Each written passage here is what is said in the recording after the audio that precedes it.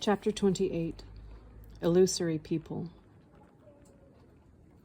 But I'm talking about very real people, like those two girls over there, for instance. Do you see?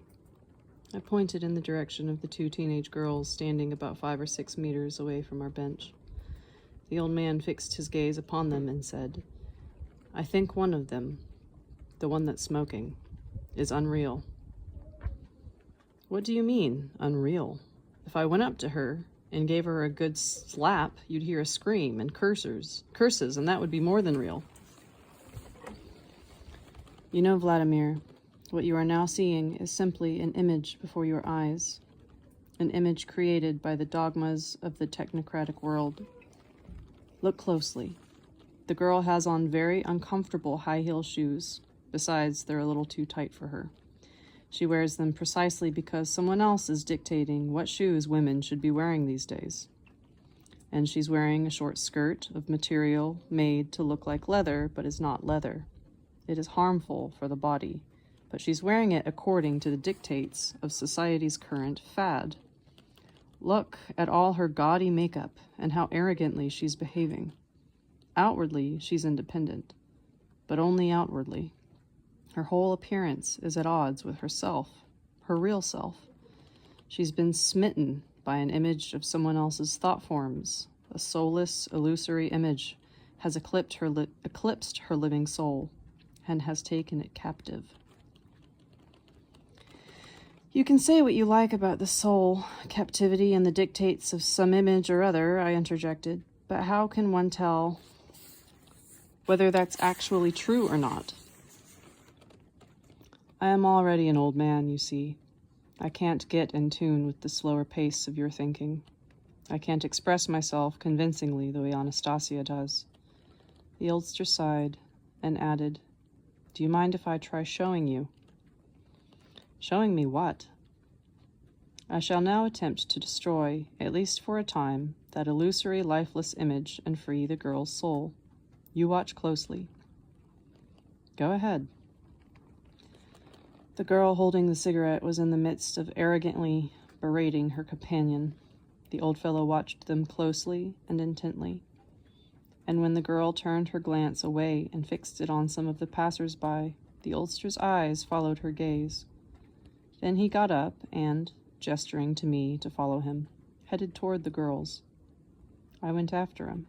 He stopped about half a meter from them and fixed his eyes on the girl with the cigarette. She turned her head to look at him, blew a puff of cigarette smoke in his face, and said with some irritation, "Hey, what's with you, Gramps? Begging for money, eh?" The oldster paused, probably to recover from the cloud of smoke enveloping his face, and said in a soft and tender tone, "Put the cigarette out, dear girl, into your right hand. You should try holding it in your right hand. Sorry, not out. Put the cigarette, dear girl, into your right hand." "You should try holding it in your right hand." And the girl obediently put the cigarette into her right hand. But there was much more to it than that. Her face suddenly became completely altered. Her arrogance had vanished.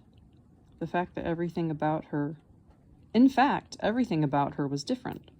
Her face, the way she stood, and in a completely different tone of voice, she said, "I'll try, grandfather." "You should have your child, dear girl." "It'll be hard for me. I'm all alone." "Let him come to you. You go and think about that hand of yours. Think about your child, and he will come.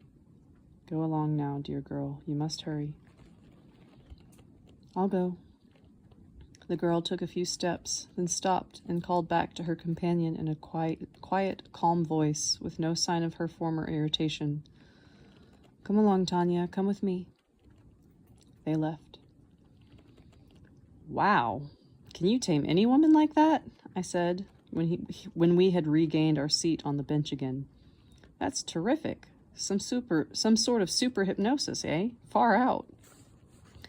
"It's not hypnosis, Vladimir. And there's no far-out mysticism here. It's simply an attentive attitude to one's fellow man.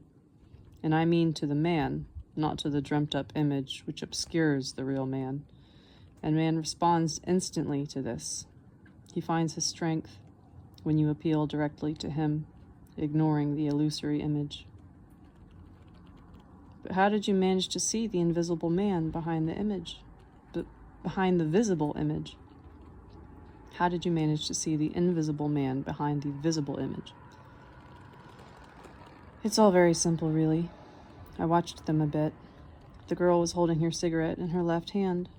She was also rummaging about in her purse with her left hand, which means she's left-handed. If a small child holds a spoon or does something else with the left hand, his parents try to get him to use his right. She got along fine with her parents. I realized this when I saw the way she looked at the man and woman walking along with a little girl in tow. I spoke to her in the way her parents might have when she was little. I tried to use the same tone of voice her parents might have used, back when she was little, unaffected, not under someone else's image. That little girl was the real man, and it responded right off. But you were talking to her about childbirth. What was that all about?